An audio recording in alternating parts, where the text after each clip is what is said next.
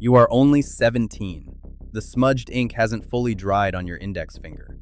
Just last week, your entire world consisted of dog-eared pages and a wooden desk at the village school. Then, the conscription order arrived at your home on a freezing January day in 1754.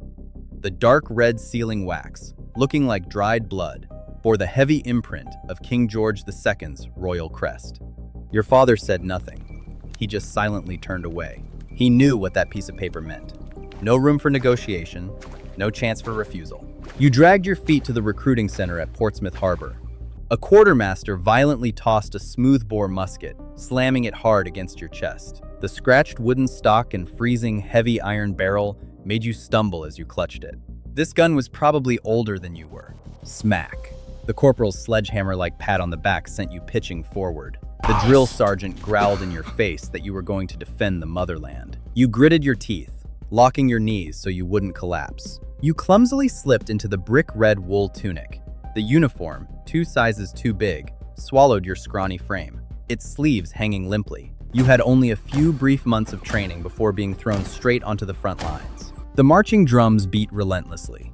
You closed your eyes and took a deep breath. The cold air and thick English fog were biting. Your school days were officially over. From this second on, you were a private in His Majesty's Army. Plumes of thick, white gun smoke billowed, shooting the acrid stench of sulfur straight up your nose. You were standing in a field of waist-high weeds. Your eyes stung. With trembling hands, you bit off the paper cartridge. You primed the pan, shoved the lead ball down the barrel, and rammed it home with the ramrod. You hoisted the heavy musket to your shoulder. A silhouette in a white French coat flickered through the hazy smoke. A screaming order echoed from behind. Fire! Your index finger squeezed the trigger. Through the parting smoke, the white silhouette crumpled onto the grass. Your heart pounded as if it would burst from your chest. You had just killed the enemy, the Empire's enemy. The bloodthirsty French demons the officers always preached about. The line advanced. The rhythm of boots trampled the grass. You stepped past the corpse, whose chest had just been torn open by your half-inch lead ball. You leaned down, a mix of curiosity and fear, wanting to see what the face of that demon looked like. Your hand froze. Lying there, in a pool of blood, was no monster. It was a teenager. A pale face smeared with mud, wide, lifeless blue eyes staring up at the gray sky. He looked even younger than you, scrawny in an oversized militia uniform. That face looked exactly like your childhood friend back home. Your stomach churned, your vision blurred. You didn't kill a demon. You had just killed a kid exactly like yourself. Don't stop! Reload! Keep moving! The sergeant's hoarse roar yanked you from the verge of vomiting. You swallowed hard, turned your face away, and stepped over the rapidly cooling corpse. The ensuing months were a blurry, fast-forwarded reel of artillery smoke, mud, and lice. The haunting gaze of that teenager was gradually forgotten under the bone-chilling rains in the trenches. You learned to strip the boots off the dead to replace your own shredded shoes. You grew accustomed to chewing on dry hardtack while your hands were still stained with the blood of a fallen comrade. You no longer cried. You only knew how to reload and pull the trigger. Winter of the 3rd year of the war. The corporal commanding your squad was vaporized by a cannonball right in the staging area. All that was left was a pool of blood and a solitary tricorn hat. There was no funeral. The lieutenant coldly took a chevron stripe and tossed it at you. You lead the detail from now on. The corporal's stripe brought no glory. It only made your shoulders heavier. You had stopped trembling. Now, you only knew how to bark orders and apathetically step over the bodies blocking the path.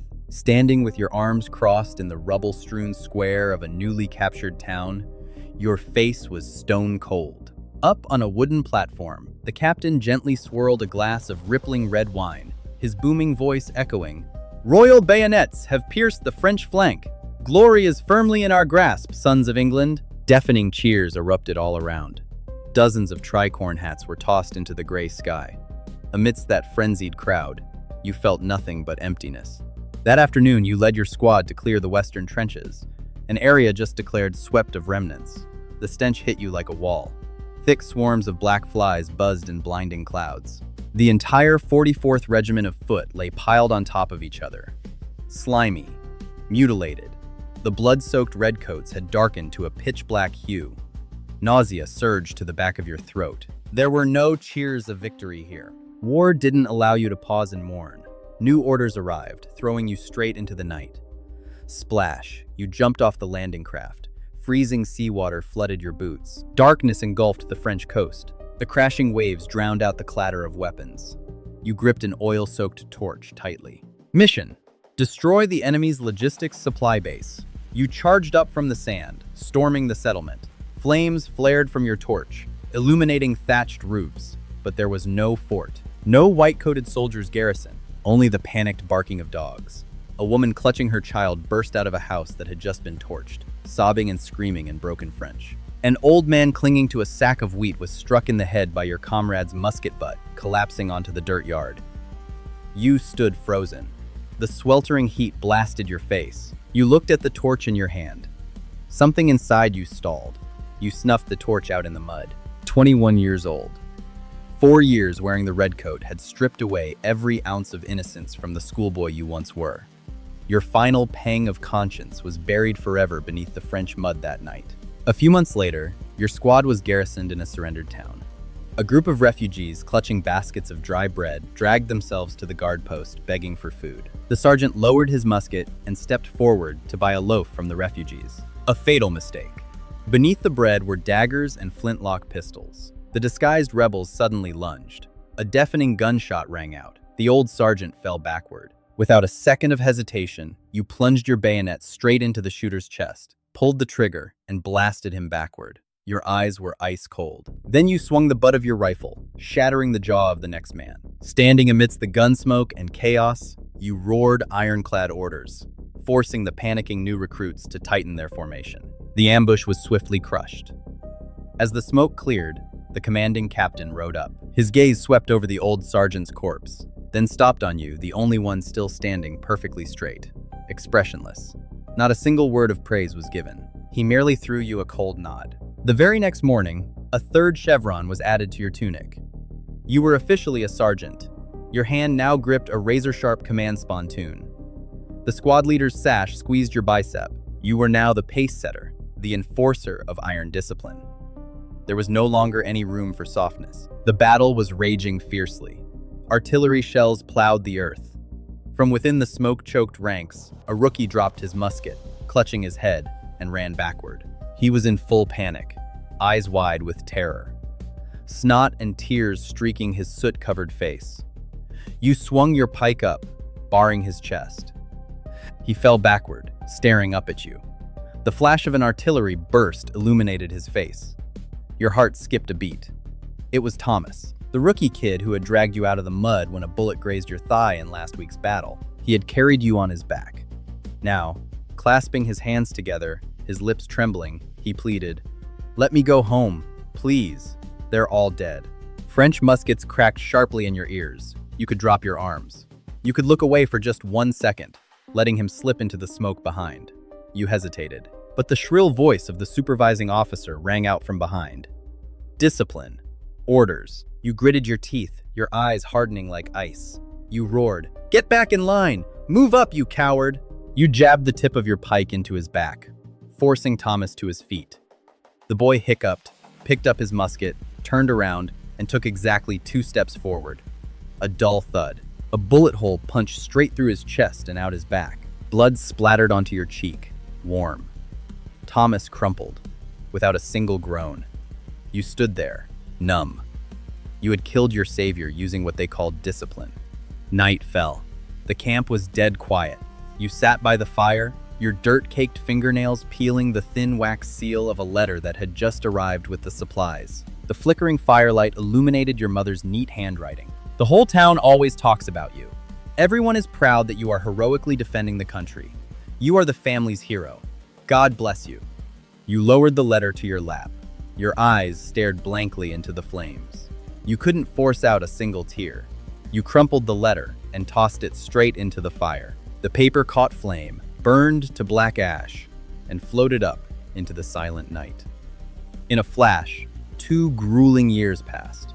You felt your life being ground away in a vicious cycle. Raise musket, pull trigger, scream, give orders, collapse into the mud gasping for air, then rise again to reload. Your shoulder had gone completely numb from the relentless recoil of the musket stock, until that hellish night at the riverbank heights. The defensive line shattered. Under enemy fire, commanding officers fell in pools of blood one after another. In that razor-thin moment between life and death, you charged straight into the hail of bullets. With one hand, you pulled the pin of a grenade and hurled it forward to blast a bloody, scorched path. With the other, you hoisted the severely wounded regimental commander onto your shoulders, gritting your teeth as you carried him out of the enemy's tightening encirclement. The reward for that night of hell now weighed heavily on your shoulders.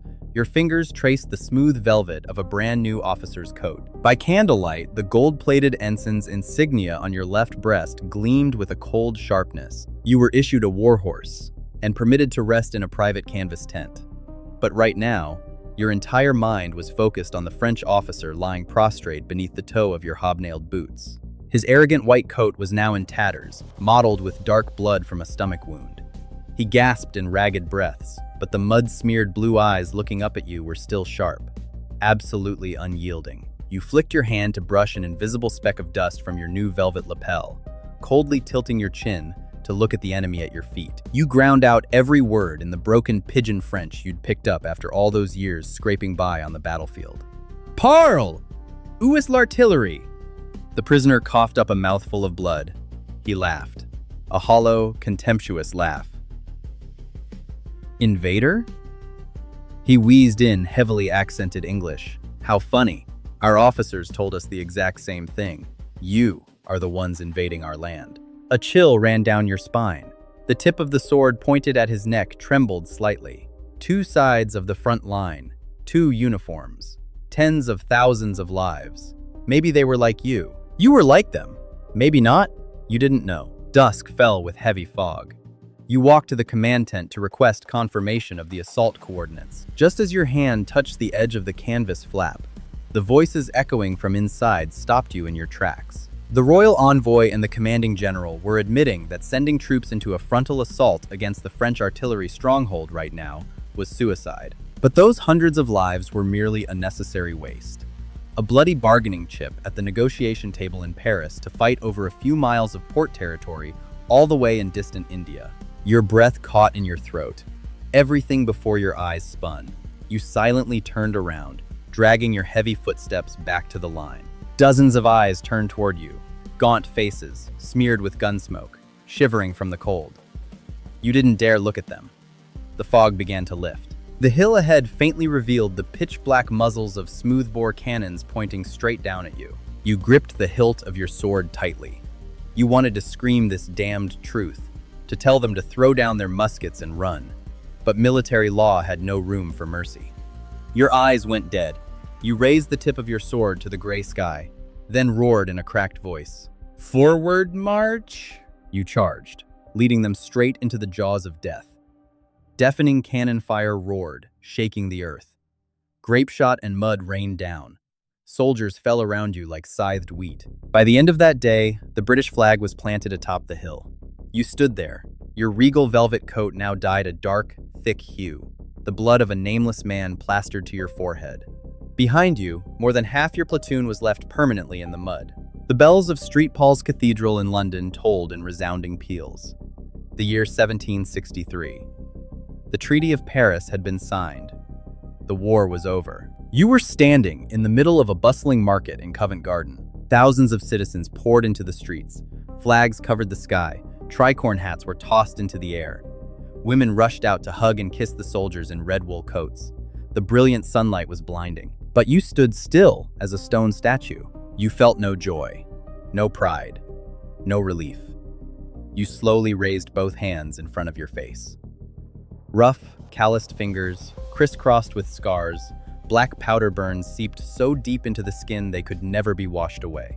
You were only 24 years old, your vision blurred. For a fleeting instant, you didn't see these coarse, blood-stained hands. You saw the soft, fair hands of a 17-year-old boy, turning the pages of books under the roof of a village school. Then that image shattered, giving way again to the sinewy hands half-clenched in the air. You lowered your hands, walking soullessly through the dancing crowd.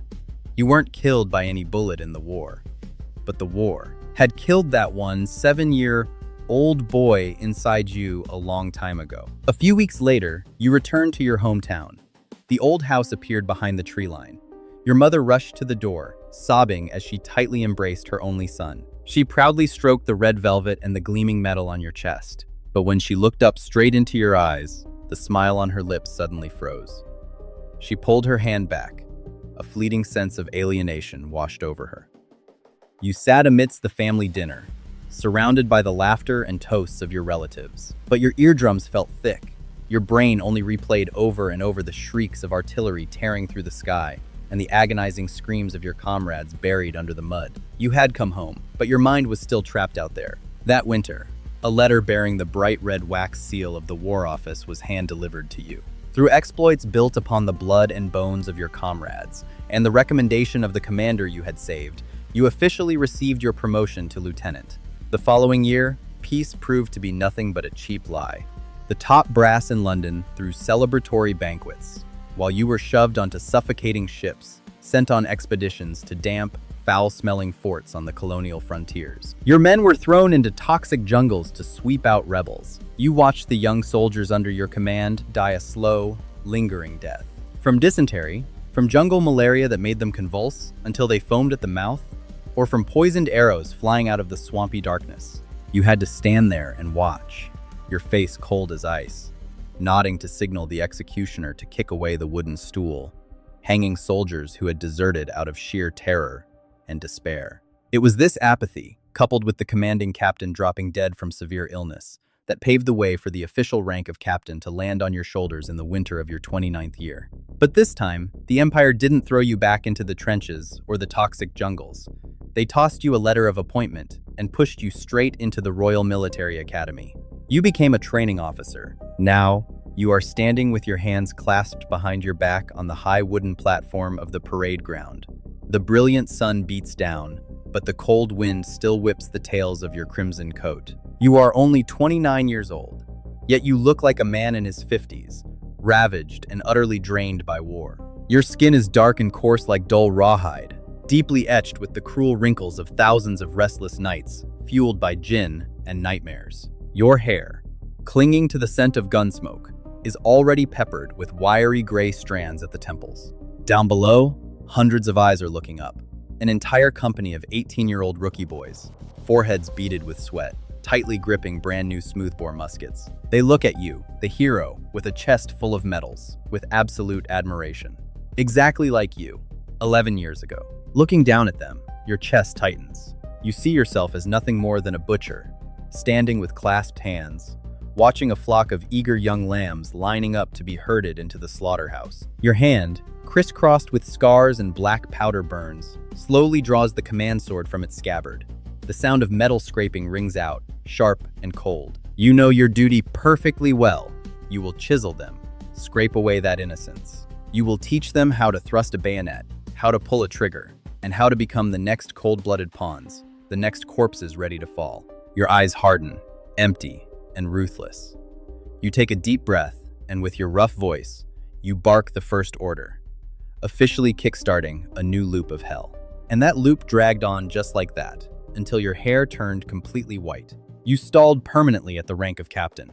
In the Imperial Army, blood, mud, and bravery could pull a commoner up from the gutter, but the boundaries of the aristocracy were an eternal fortress wall.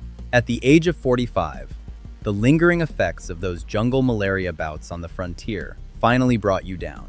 When your sinewy, darkened hands began to tremble in spasms so severely that you could no longer lift an officer's sword, you were forced into retirement. You returned to the foggy countryside, locking yourself inside a rickety wooden house. No glory, no monuments. In the final days of your life, you just sat motionless by the fireplace.